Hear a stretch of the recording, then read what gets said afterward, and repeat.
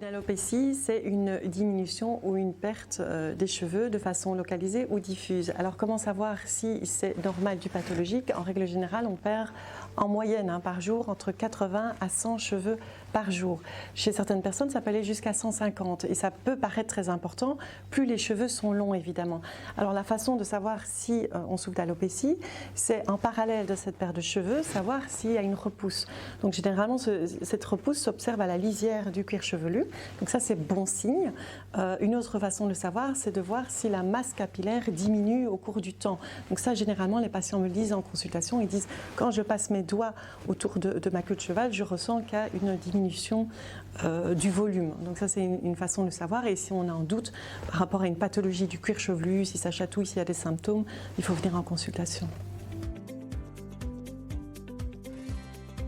Alors, dans les alopécies, donc, il y a une différenciation entre les brutales et les progressives. Dans les alopécies brutales, donc, souvent on les appelle les effluviums. Il y a les effluviums anagènes, donc les plus fréquents, c'est lié à la prise de chimiothérapie. Il y a les télogènes, ça c'est lié par exemple à une carence ou en post-accouchement. Donc ça, ce sont des chutes de cheveux assez brutales. Il y a les chutes de cheveux progressives. La plus classique, la plus courante, tant chez l'homme que chez la femme, c'est l'alopécie androgénogénétique. Qu'est-ce que ça signifie androgénogénétique? Donc androgène lié à la circulation des androgènes, à une hypersensibilité des récepteurs au niveau des follicules pileux et puis à une composante génétique. Alors ici au centre de santé du Namur, on propose donc le plasma riche en plaquettes, le PRP, qui va avoir une action bénéfique dans ces alopécies androgénogénétiques. Donc elle va stimuler la croissance du cheveu et aussi limiter la chute. Elle est aussi efficace, donc le PRP, pour les pelades par exemple. Donc le PRP, c'est le plasma riche en plaquettes. Alors concrètement, il faut savoir que dans le plasma, on a 3 types de cellules. Donc on a les globules rouges, les globules blancs et les plaquettes. Ce qui nous intéresse dans le PRP, ce sont les plaquettes. Donc les plaquettes, pourquoi? Parce qu'une fois injectées, elles vont sécréter toute une panoplie de facteurs de croissance qui vont agir tant au niveau du follicule pileux, stimuler également la circulation sanguine et la régénération tissulaire. Donc concrètement, il n'y a que les plaquettes qui nous intéressent, donc on va devoir faire un concentré de ces plaquettes. Concrètement, comment ça se passe? C'est l'infirmière qui réalise une prise de sang, toute simple, un simple tube de prise de sang, qui va être passé dans une centrifugeuse.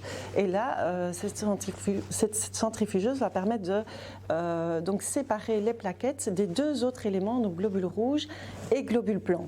Et donc, cette partie va être la partie superficielle au niveau du tube. Et c'est ce plasma riche en plaquettes qu'on va réinjecter de façon très localisée s'il s'agit d'une pelade ou plus diffusément s'il s'agit d'une alopécie androgénogénétique.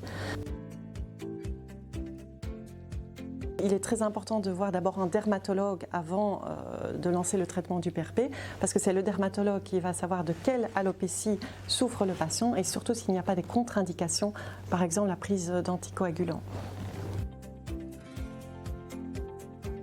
Alors ça se réinjecte par des petites aiguilles, donc c'est un petit peu sensible, mais il faut savoir que c'est le propre matériel du patient, donc c'est un matériel dit autologue, donc il n'y a pas de risque d'allergie, de réaction de ce type-là, c'est un matériel qui est très bien toléré.